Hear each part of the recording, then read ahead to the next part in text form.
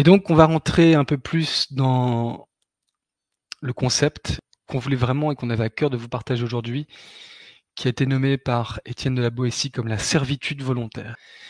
Qu'est-ce que la servitude volontaire? Déjà, quand on parle de servitude, eh bien la servitude est une force qui asservit forcément votre volonté, qui la rend plus petite, qui l'écrase, qui l'empêche de s'exprimer.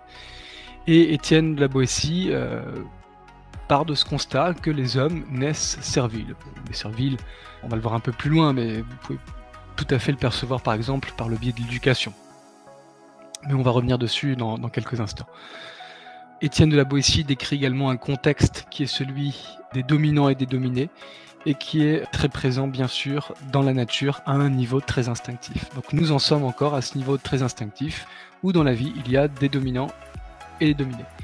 Par exemple, si vous allez dans le métro, que vous installez sur une place, qui est une place libre à côté, que vous posez votre sac, c'est parce que vous dites cette place-là, elle est à moi. Et donc on retrouve des comportements mais dont on n'a pas forcément conscience, mais quand quelqu'un prend toute la place, voilà, c'est parce qu'il veut afficher une posture de dominant. Quand quelqu'un tag quelque chose sur un mur pour montrer qu'il est là, c'est je domine, je possède ce territoire. Quand on pose son blason quelque part à un endroit, c'est une manière de dominer le territoire et de montrer qu'on est présent. Et on peut tout à fait dominer et être dominant. C'est-à-dire qu'il y a des gens qui dominent un groupe, et dans ce groupe, on va retrouver également des gens qui veulent du coup s'affirmer en prenant également une posture de dominant et qui vont dominer d'autres personnes. Donc, dans la nature, souvent, on va retrouver ces liens de dominant à dominé. C'est une base fondamentale à intégrer en stratégie comportementale. Bien sûr, il y a un autre modèle, on n'est pas obligé de se mettre dans une posture de dominant-dominé. La bonne nouvelle, c'est qu'on peut sortir de ce modèle et qu'on peut prendre de la hauteur. Ça fait partie également de nos enjeux évolutifs. Ce qu'il faut comprendre, c'est que dans la vie, les dominants essayent d'avoir un pouvoir sûr, c'est-à-dire qu'en ayant de l'emprise sur quelqu'un, ils ont le pouvoir sur autrui. En ayant plus de connaissances, ils vont avoir du pouvoir sur les autres, ils vont pouvoir les manipuler, donc on est sur du pouvoir sûr. Et quelque part, vous pouvez aussi tout à fait acquérir des connaissances ou acquérir une place de choix dans une entreprise ou développer une entreprise à votre niveau pour développer ce qu'on appelle du pouvoir pour.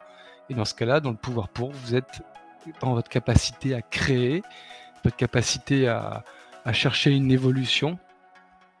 Et dans ce cas-là, à notre sens, le pouvoir pour est beaucoup plus positif, il y a une intention qui est réellement noble derrière, alors que le pouvoir sûr, on est dans cette notion d'emprise sur les autres. Je vais d'abord vous parler du contexte de cette servitude. Donc je vous avais dit, en quoi est-ce que nous sommes serviles? Eh bien donc dès la naissance, on n'a pas forcément l'éducation à exercer librement notre liberté, à faire des choix libres et éclairés. Donc à travers le manque d'éducation, le manque de connaissances, bien sûr, on peut rendre service à un individu et même une population à l'échelle d'un pays. Donc on retrouve dans tous les régimes autoritaires cette notion de s'accaparer la connaissance pour rendre les gens plus dociles, plus serviles. Dans une entreprise, le manager, souvent, ce qu'il fait, quand il est sur du pouvoir sûr, eh bien, il va s'accaparer, il va faire de la rétention d'informations pour garder cette notion de contrôle sur son équipe. C'est quelque chose qui se pratique très souvent et qu'on voit très couramment en entreprise. On est également asservi par un système de croyances. Par exemple, il faut faire ci pour devenir ça. C'est ça le modèle de réussite. Là, vous êtes dans des croyances et des conditionnements qui vous permettent, en tout cas à l'échelle de ceux qui asservissent, de rendre docile et donc de suivre un modèle. Et d'ailleurs, ce modèle, une fois qu'on a la croyance que c'est le bon et une fois qu'on a le conditionnement bien ancré, eh bien, on va également le transmettre naturellement à nos enfants. Et ce système peut perdurer de manière complètement indépendante et s'affirme comme étant le bon système, la bonne manière de faire. Également, voilà, on en parle en coaching avec les drivers, des stratégies comportementales pour obtenir de l'affection. Donc par exemple, si tu es poli, que tu me dis bonjour, je te renvoie de l'affection. Donc c'est très bien d'avoir des codes et des modes de communication en société. Moi je suis pour qu'on se dise bonjour, pour qu'on se salue, etc. Mais dans certains cas, voilà, si tu fais ci, tu obtiendras de l'affection de ma part. Mais si tu ne fais pas ça, tu n'en obtiendras pas et tu seras même puni. Donc c'est des systèmes qu'on apprend dès la naissance, puisque bien sûr, dans notre éducation, nous avons eu des récompenses et des punitions. Et d'ailleurs, il y a de plus en plus de modèles d'éducation qui commencent à émerger où on essaye d'écarter cette notion de punition et de récompense. J'ai pas d'avis sur le fait que ce soit bon ou que ce soit mauvais, mais notez néanmoins qu'à partir du moment où on met une notion de punition et de récompense à un enfant, à un ado ou même à un adulte, eh bien on entretient de dire ça c'est bien, ça c'est mal, et voilà comment tu dois te comporter pour recevoir de l'affection de ma part, sinon je te rejetterai. On va retrouver également des coutumes dans une société qui invite à la servilité. On va parler de sociétés dociles avec des notions de filiation, l'organisation de certaines castes. Par exemple, en Inde, on retrouve un système de caste, mais on peut aussi retrouver certains systèmes de caste en France. On retrouve également d'ailleurs ces sociétés dociles à travers des modèles de hiérarchie, c'est-à-dire tu es supérieur, donc tu as le droit de, et donc toi tu dois te plier à ce pouvoir. On retrouvera ça d'ailleurs également entre un patient et un médecin, par exemple. Et donc également le système manichéen, voilà ce qui est bien, voilà ce qui est mal. Comme dans tout système, ça a des avantages, des inconvénients. Quand on est sur un système manichéen, ça permet de mettre un cadre, ça permet de poser des repères, mais quand on entretient cette notion du bien et du mal, qui à notre sens n'a pas de fondement et n'a pas de réelle vérité, c'est très complexe finalement de dire voilà ce qui est bien, voilà ce qui est mal dans une situation donnée. C'est toujours quelque chose de très subjectif, mais c'est également une manière d'inviter à la servilité en faisant en sorte que les gens soient dans un rail et appliquent ce qui est bien et ce qui est mal. Donc, bien sûr, ne nous faites pas dire ce qu'on n'a pas dit. Le code de la route, mettre un panneau stop, sinon on risque de se faire renverser. Voilà, c'est tout à fait utile dans certains cas, et c'est bien d'avoir des règles de fonctionnement. Mais l'inconvénient de ce côté manichéen bien mal, c'est que ça aussi incite quelque part à une forme de servilité. Et on va retrouver également cette notion de servitude dans ce qu'on appelle l'abêtissement par le divertissement, par la distraction. Dans une société où justement on a moins cette notion d'éducation, de connaissance, dans cette société du ton vite où on a tout de manière très confortable, il est très facile de noyer les gens dans une forme de divertissement. Par exemple Netflix, on sait qu'il y a des gens qui sont accros à Netflix, qui sont accros aux séries, qui sont accros à pas mal de divertissements que proposent nos sociétés, et ces divertissements bien sûr créent des diversions, nous empêchent de réfléchir, nous empêchent de nous tourner vers nous-mêmes, nous empêchent d'aller regarder à l'intérieur, nous invitant à nous tourner à l'extérieur. Et bien sûr, l'abêtissement fait partie de ce système de servitude, puisque quand vous êtes dans le divertissement, dans la distraction, c'est beaucoup plus facile de vous faire aller à un endroit ou de créer de nouveaux systèmes d'oppression, et l'abrutissement et la création d'un sentiment de liberté, mais d'un sentiment de liberté qui est dit subjectif. C'est-à-dire, on va mettre dans la tête des individus que leur liberté, c'est d'aller au restaurant, c'est d'aller au cinéma, c'est de pouvoir regarder Netflix, c'est de pouvoir faire un certain nombre de choses qui ne sont pas forcément liées à des besoins, mais plus à des désirs. Et c'est ok, nous sommes des êtres des désirs, nous sommes des êtres qui aimons une certaine forme de plaisir, mais quelque part, quand on s'y attache, c'est facile de vous le reprendre et de vous dire dans ce cas-là, regarde, on va t'enlever ta liberté. Donc à partir du moment où on attache une notion de désir à cette notion de liberté, c'est comme ça qu'on peut vous tenir en laisse. Et c'est exactement la même chose dans une entreprise, c'est exactement la même chose dans une famille. Si votre parent a décidé de vous punir et de vous dire voilà, je t'enlève ta console de jeu, si vous n'êtes pas accro à la console de jeu, il peut vous l'enlever, vous n'aurez rien à cirer. Vous dites tiens, prends-la la console, moi je vais faire autre chose, c'est ok. Il va se sentir bête, le parent, du coup, d'avoir pris la console, il va dire mais s'en fiche, en fait finalement il n'a plus aucun pouvoir sur vous. Donc vous voyez bien qu'à partir du moment où vous attachez de l'importance à un divertissement, à une distraction quelconque, quelque part vous donnez votre pouvoir, une partie de votre pouvoir à l'autre, et il est bien facile pour lui de vous l'enlever. Voilà, donc ce système de servitude volontaire, on va essayer de soumettre l'individu et on va le manipuler. Pour le manipuler, donc on va essayer d'avoir la collaboration active ou des gens résignés dans ce système. Déjà, dans la naissance, ou bien par des conditionnements, ou bien par des coutumes, on va l'éduquer à obéir et à se soumettre et donner son consentement et jouer le jeu. Et il faut savoir aussi que le pouvoir, la dictature, la tyrannie ne peut exister que si on consent. C'est ce consentement qu'on donne à l'autre de nous soumettre. On veut lâcher notre pouvoir personnel, notre libre arbitre à l'autre parce que On va échanger notre liberté contre un rêve illusoire, un confort, ou par intérêt, ou par attachement affectif, ou parce qu'on recherche des besoins qui sont illégitimes, et on rentre dans ce rêve illusoire que crée l'autre, de croire qu'on va être libre, un sentiment de liberté très illusoire, qui font qu'on va accepter cette soumission. Et c'est ce que font des dictatures qu'on appelle soft, qui va apporter ce consentement par la manipulation.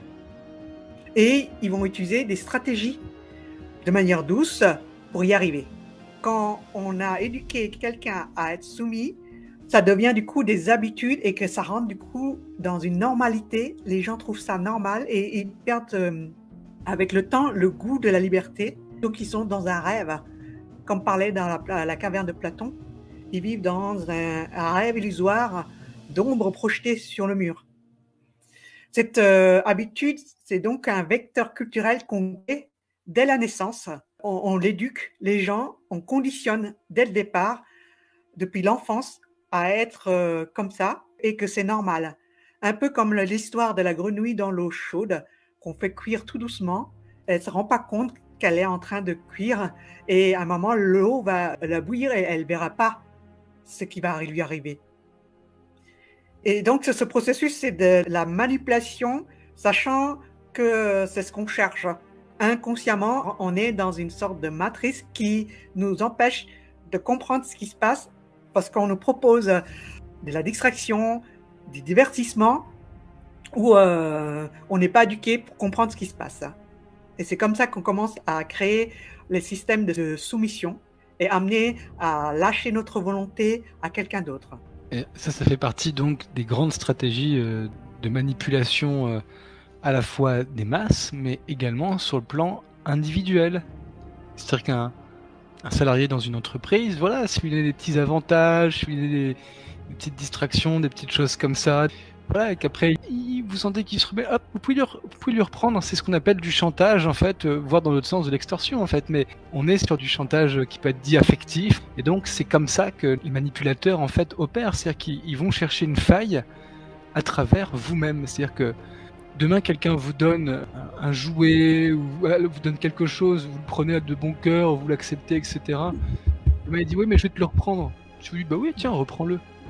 Il n'a aucune emprise sur vous. Donc à partir de ce moment-là, vous êtes libre. C'est-à-dire que vous n'êtes pas attaché à l'objet du désir, même si vous êtes capable de suivre le désir et d'y aller. C'est ça qui est important à comprendre. C'est pas qu'il ne faut pas avoir de désir ou qu'il ne faut pas aller sur Netflix ou aller au cinéma ou etc. Mais quand quelqu'un est capable de vous le reprendre et que ça crée quelque chose chez vous qui est de l'ordre de la peur parce que vous sentez que vous n'êtes plus libre, c'est que vous étiez pris dans une liberté subjective et qui justement est cette fois-ci la métaphore de la caverne de Platon. Exactement. Donc en bouddhisme, on parle de l'attachement. Les gens s'attachent parce qu'ils ont désir et ce désir illégitime évidemment qui crée de la souffrance et ça crée cet attachement. Et la personne qui crée du coup ce pouvoir sur cet attachement, c'est le pouvoir sûr qui nous empêche en fait d'être libre.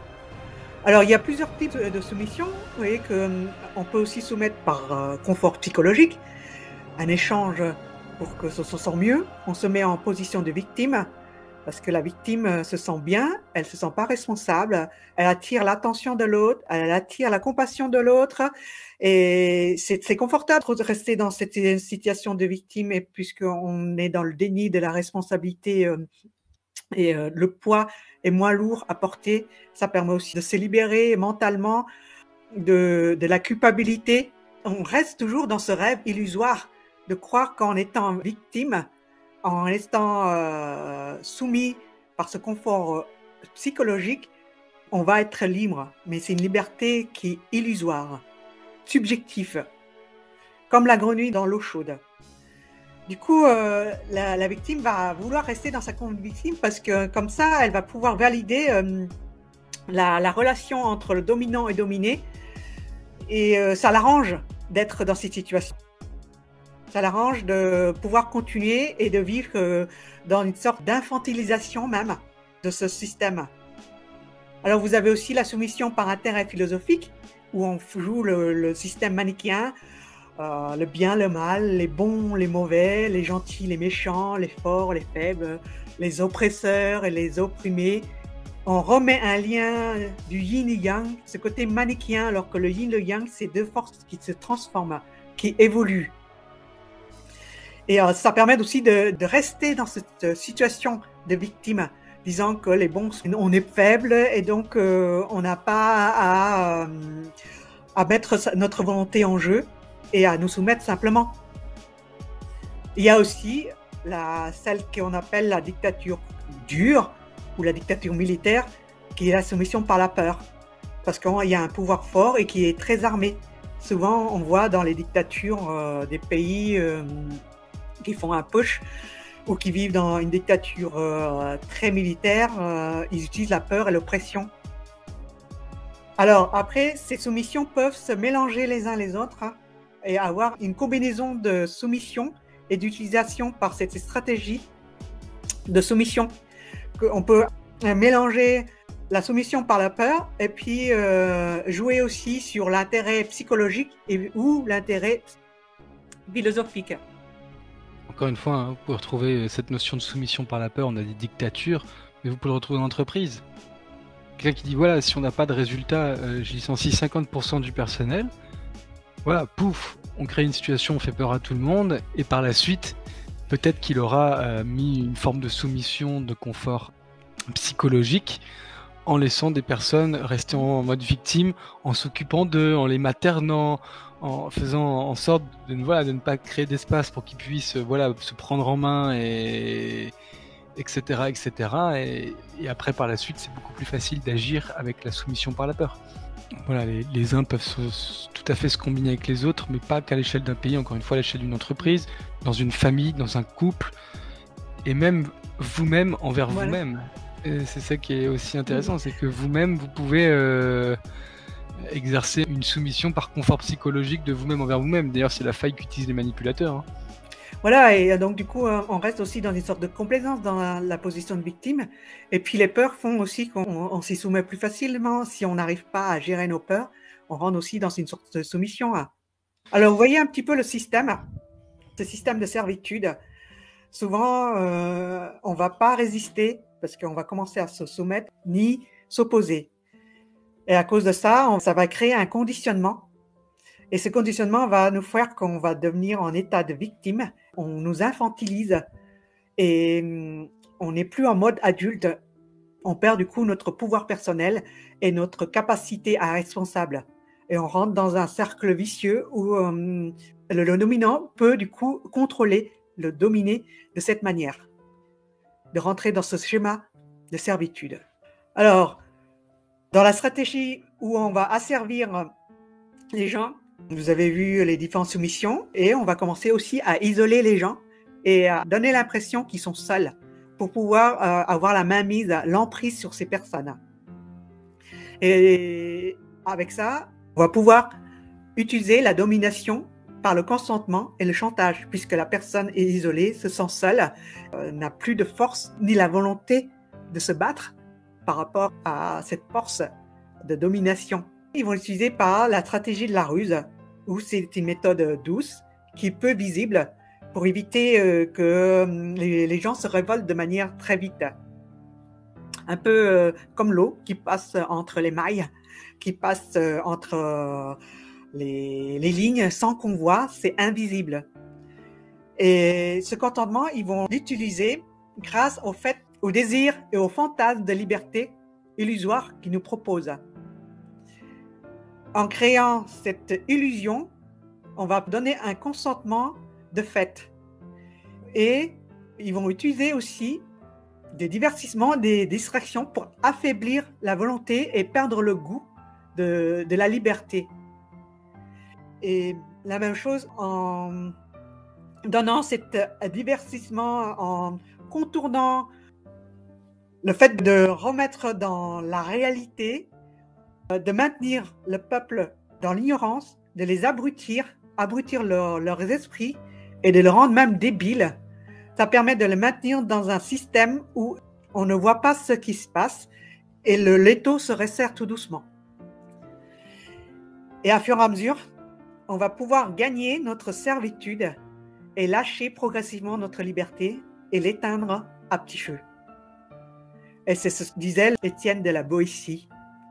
Les systèmes dictatoriaux ou de tyrannie proposent aux gens progressivement de gagner leur servitude et de lâcher progressivement leur liberté et leur volonté. On peut retrouver ça aussi, par exemple, quelqu'un qui se fait mettre au placard dans une entreprise, eh bien on l'isole. C'est la première chose qu'on fait.